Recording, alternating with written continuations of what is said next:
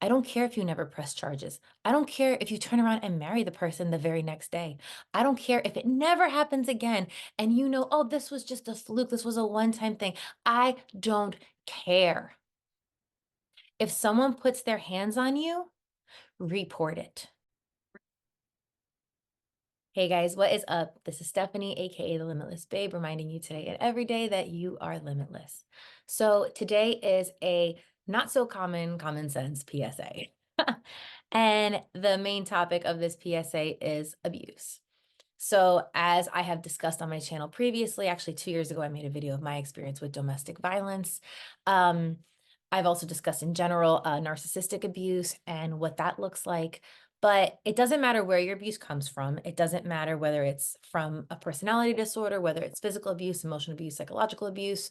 Um, it's all relevant. But today's topic is primarily discussing any type of physical abuse that you have incurred. Because unfortunately, I wish there was a way, but you can't do it for the emotional and the psych abuse. Although I take that back. We'll get there. You'll see where I'm going with this. Okay. So today's PSA is about physical abuse. If at any point anyone that you are dating puts their hands on you in any way that is aggressive, that is intended to harm you, that is intended to intimidate you or scare you, it is imperative that you file a report. I don't care if you never press charges. I don't care if you turn around and marry the person the very next day. I don't care if it never happens again and you know, oh, this was just a fluke. This was a one-time thing. I don't care. If someone puts their hands on you, report it. And I'm going to explain to you why. So, before we even get to where I'm going to explain why, I'm going to explain to you something super important that you need to get in your head. Someone choosing to put their hands on you, regardless of how you are behaving, unless you put your hands on them, that's different. Okay. But regardless of anything else, someone making the active choice to put their hands on you is a decision. And it is something that is part of their character. Okay. Whether it's something that comes out often or not, it doesn't matter. It is part of their character, meaning that they are always capable of it. And if they did it once, what makes you think for 1 second they won't do it again? One. If they did it once to you, what makes you think they won't do it to someone else? Two. If they did it to you once, what makes you think that other things won't come down the line that maybe not physical abuse, but other difficult traumatic experiences with this person that you might not need to reference back to, well, but they did this to me, and this is why I need a restraining order, for example. Three, you never know where you're going to need to refer back to this experience. Okay. And I need you to understand that, let's say it was a fluke, right? I mean, and I don't want to put this into anybody's head because I think as women, we need to stop making excuses for bad behavior. We need to stop justifying. We need to stop being overly compassionate about bad behavior and just accept that, no, I need to have strong enough boundaries that this is just not acceptable. This is not tolerable in my life. But I understand that depending on your upbringing, but depending on your childhood experiences, but depending on previous trauma, you might not be there. And that's okay. And I don't want you to think that I'm judging you because I'm not, because I have been there. In fact, that's why I feel so urgent and so passionate about this topic to discuss why it's important. Because I've been you. I've been in your shoes and I know that I made the mistakes. I don't want you to make the mistakes. I want you to learn from me. So, someone that you love puts their hands on you and you think, oh, I don't want to file a report because I don't want to make them mad and I still love them and I don't think that they would ever do it again. And I don't want them to think that I'm trying to harm them. Stop right there. You don't want the person that just physically harmed you to think that you're trying to harm them.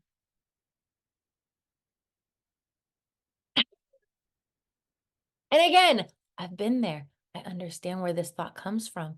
But how effed up is it that we're more worried about the other person. They don't give a crap about you. They clearly don't care about your feelings and how you feel, or at least they didn't care in that moment. But let's get past all of that, okay? Let's pretend like none of that is relevant. Let's go into this idealistic idea in this perfect world that they're never going to do it to you again. Okay? This was a one-time thing. It's never going to happen again. Or it never does happen again. Whatever. Let's pretend, okay? Well, if it's really never going to happen again, and if they really love you, they're not going to be mad about the fact that you filed a report. In fact, a person who truly has zero intention of ever doing that to you again is going to understand why you need to do it. They're going to respect the fact that, wow, this person stands up for themselves. This person is serious about the fact that I can't do this to them. They're going to take you more seriously. And they're going to know, I love this person so much that I want them to protect themselves. Okay. So again, if this person really loves you, they're not going to hold it against you that you filed a report. Does that mean they're not going to be mad initially? No.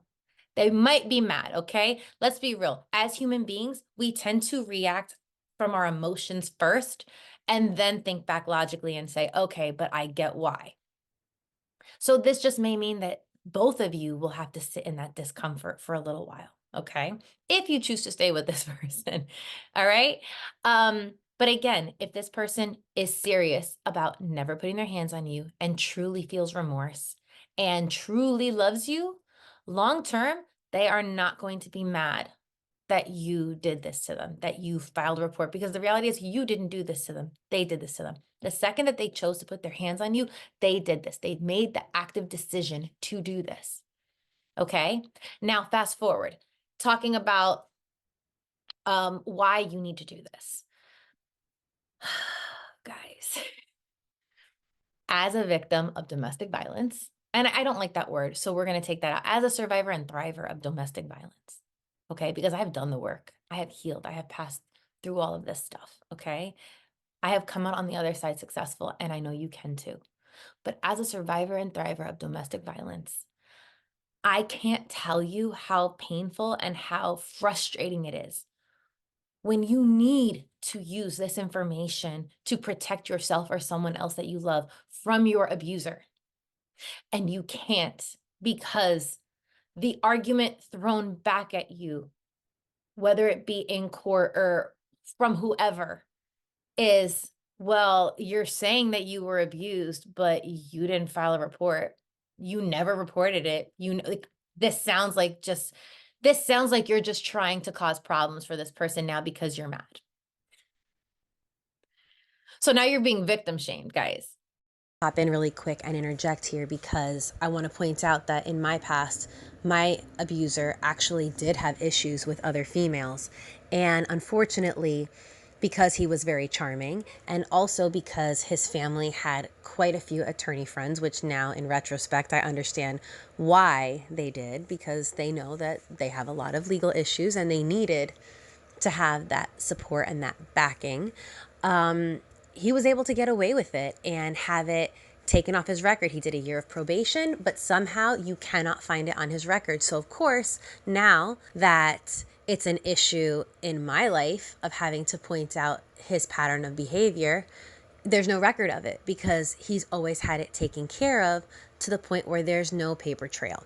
So it is super important that you be that bold person that creates that paper trail so that the next person after you doesn't experience that. The next person after you isn't victim shamed when there is absolutely every reason for this person to have to deal with the consequences of their actions. So you be that brave one. Like, let's be real. So you were already abused and now you're being victim shamed, because the reality is that most victims of domestic violence or any type of abuse don't speak up. And they don't speak up for many reasons. Some of them could be fear of repercussions. Some of them could be, again, like I just said, well, oh, but I love the person and I don't want to um do that, because what if this was a one-time thing? Hope, faith. So fear, hope, faith, love, um, Stupidity. Like, we don't speak up a lot of times for many reasons, and a lot of times, I don't think anybody's gonna believe me, or I just don't have the time to go through all of this, you know what I mean? Like, it was already traumatic enough experiencing it, and now I'm gonna spend God knows how long dealing with, like, the legal stuff of it. It's frazzling, and a lot of times when you've been abused in any way, it's not the healthiest thing, but a lot of times you just wanna push it down, you wanna forget it, you wanna compartmentalize, you want to throw it under the rug and pretend like it didn't happen until you need to bring it up for your safety. And so again, like, this is why I say this because I have actually experienced this where I have been victim shamed and told that my abuse never occurred, and, it's devastating. It's devastating, and it's frustrating, and it's I don't have the words for how it feels. So that's why I felt so compelled to make this video for you guys and plead with you and beg you that if somebody in your life has harmed you in any way, file a report. Even if you do nothing with it, file the report, document it. Let's say you don't feel comfortable filing a report, or going back to my point before that I said I'll get to that later about the emotional and the psychological abuse. Speak to somebody, speak to a therapist, make sure that it is somehow documented, and let your therapist know, I want this physically documented in case I ever need this. So, like in my case, my frustration is that actually I was speaking to a therapist at the time of all of these things. Well, so actually not at the time of my physical abuse with this person, but shortly enough after it that it would have been relevant, right? Um, and so I had a person who was documenting all the things that had been going on that I had been complaining about for years, from years ago, so that if I could have brought that now, this person who was victim shaming me would have never been able to say that because it's like, wait a second, I was complaining about this years ago. Years ago, before there were any legal issues involved, before there was any way that it would have been intended to get this person in trouble, I was talking about this to someone privately to deal with my own pain and stress from this situation. Now, what stinks is that in that case, my therapist actually passed away. Yeah. So I did reach out to her office to try to get whatever notes from my sessions with her, but she passed away, and I don't understand why they won't release it to me, and that's really frustrating. But again, if I would have had a police report from the beginning, it wouldn't matter because I would have had the documentation. So again, I'm imploring you guys to bust through your fears in the moment and acknowledge that they made a choice and now you need to make a choice. Okay? That's my first bit of advice there. So not only am I saying, like, file a report, I can't tell you what to do. And I wish I could go back in time and tell myself what to do and actually say it in a way that I would have listened, but I would also say leave. Leave. Someone that loves you isn't gonna put their hands on you in a violent way. Someone that loves you isn't gonna want to tear you down in that way, okay? They're not gonna wanna physically harm you. And even if it's not that they want to if they just don't have the restraint, they need therapy. Now you wanna make it temporary and let them handle themselves and go to therapy. Okay, fine. Once you have done enough therapy where I truly believe that you would never do this to me again, fine, but I'm still reporting it.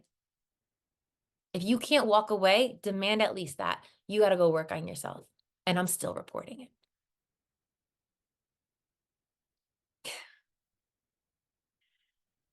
Guys, I could tell you some stories, I could tell you some things, but just know that anytime I give you guys advice or any input, it's because I have experience in the topic, because I've overcome the topic, because I am working through the topic, whatever the case is. And it's always coming from the place of love and from wanting to save someone else from the nonsense that I have been through. Um, I want you guys to thrive and heal, and I want you to set yourself up for success in life, and I want you to be your best, and I want you to always be in a one-up position where if you do incur any type of abuse, you can come out on top at the end for yourself. Okay. And like I said, sometimes you may need this information to protect yourself legally. Like, you don't know. You don't know if that person that you thought was only going to put their hands on you once might try to keep coming after you or attack you, or again, use the legal system as a form of coercive control or continued abuse or post separation abuse. You just don't know. And the only way that you can really protect yourself is by making sure that you have reported it so that, God forbid, you need a restraining order, you can get it.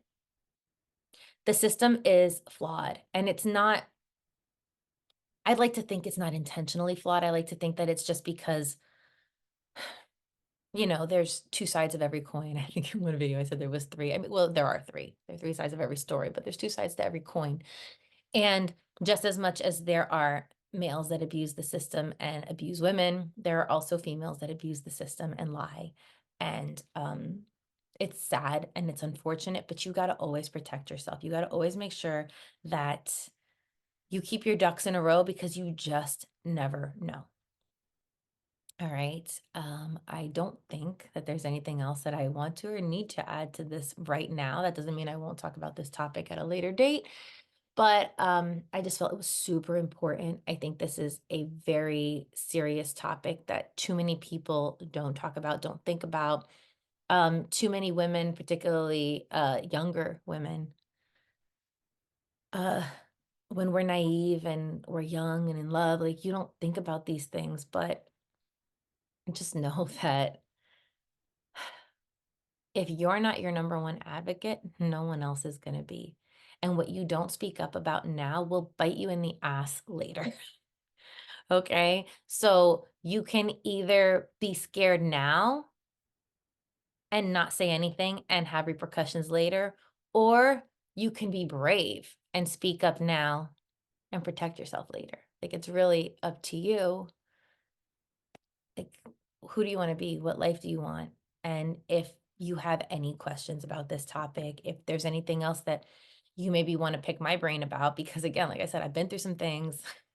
I could tell y'all some stories. Um, Please feel free to drop me comments, reach out to me privately, thelimitlessbabe@gmail.com. You can DM me on Instagram at thelimitlessbabe. Whatever you need to do, like reach out to me. Tell me what you want to hear, what you want to talk about. Share with me your real life experiences, and maybe I can help shed light to other people so that we can all work together as a collective to raise women up and empower women and to teach them how to take the best care of themselves and to, again, just thrive in their life and be the main character of your life and not be a victim. All right. I don't want you to be a victim. I want you to be happy and joyful and peaceful as God intended you. Women are meant to be the beauty in this world. We are. Like, we are intended to be the softness, the joy, and the beauty. And unfortunately, real life circumstances have beat us down and made that really hard for a lot of women. But you can choose another way. And that starts with you taking actions and you taking the best care of yourself and you protecting yourself and protecting your peace and your energy so that your aura gets unaffected, so that you get to still present to the world your truest self without fear, without shame. Okay. I love you guys so much. And if any of you have been through this, I am so sorry for you. Just know that you are not alone and stay strong and empowered and just make better choices moving forward. But you've got this. I've got you. And stay limitless. Love you guys. Bye.